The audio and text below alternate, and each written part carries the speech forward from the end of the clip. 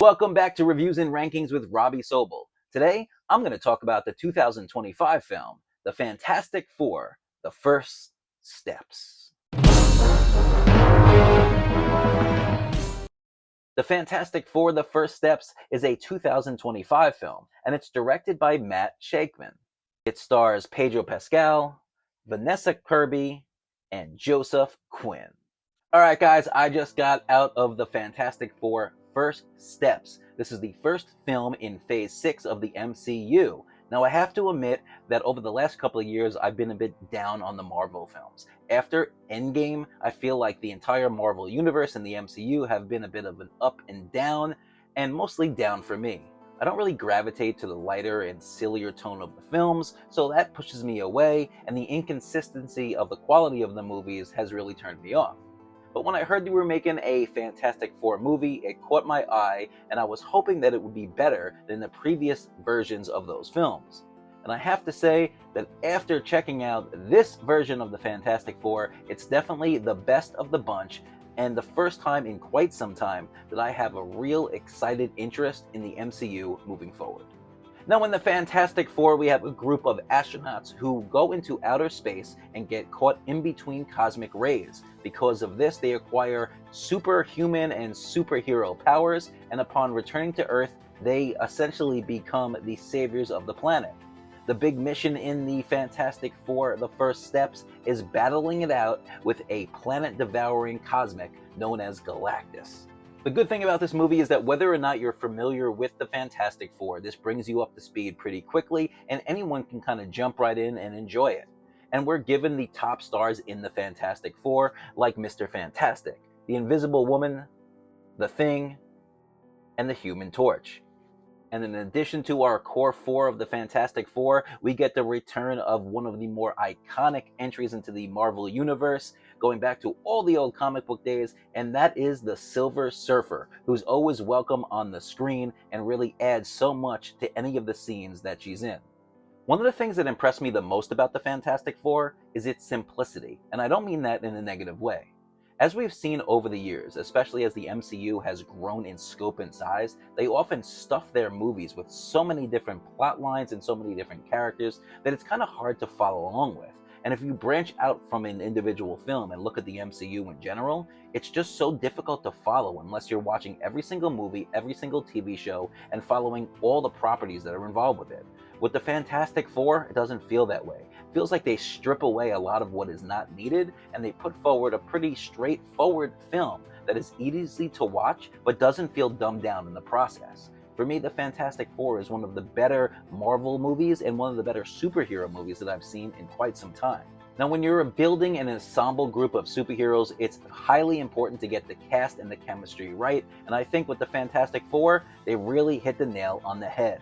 Bringing Pedro Pascal on board as Reed Richards, Mr. Fantastic, is a solid leader. He doesn't overstep and feel too overwhelming. His chemistry with Vanessa Kirby, who plays Sue Storm, the Invisible Woman, was definitely something that felt natural and organic.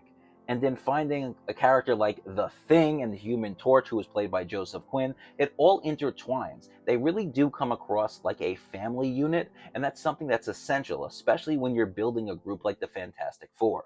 Now, when you're dealing with a superhero film, one of the topics that everyone is going to talk about is the special effects, the action scenes, and the villain. And I'm happy to say that I was pleased across the board. The action was on point, especially in that third act, where I felt like they were all gas and no brakes.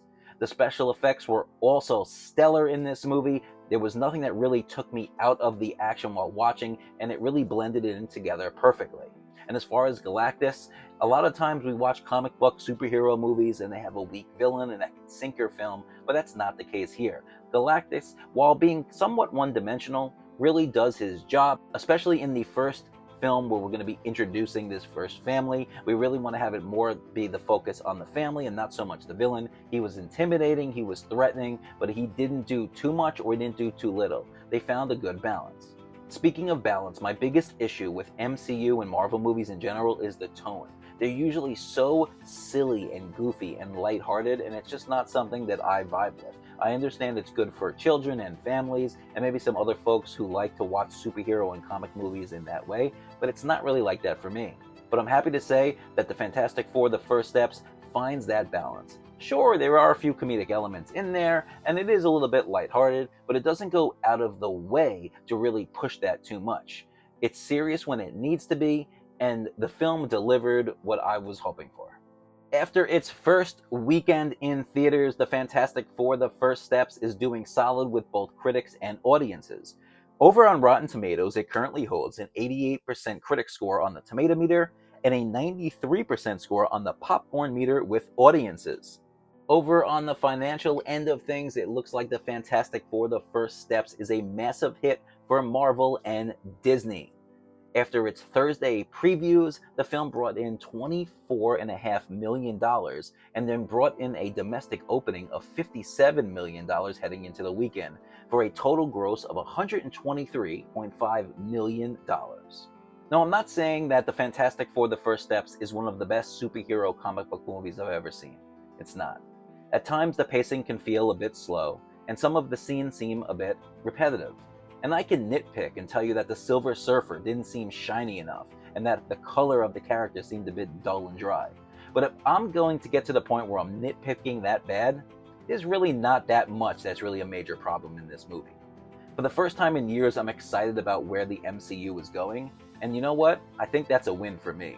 So far, I think it's the best superhero film of 2025, and we'll see what happens in the future. For the Fantastic Four: The First Steps, I'm going to settle in with a very respectable and solid 4 out of 5-star rating. So what did you think of the Fantastic Four: The First Steps? Let me know what you think in the comments below, and if you want to continue this conversation, I'll leave my links for Twitter X and Letterboxd in the description. Or you can check me out on TikTok, which I'll leave below as well, for shorter form content like reviews and rankings. But remember, at the end of the day, the most important thing is to keep watching movies.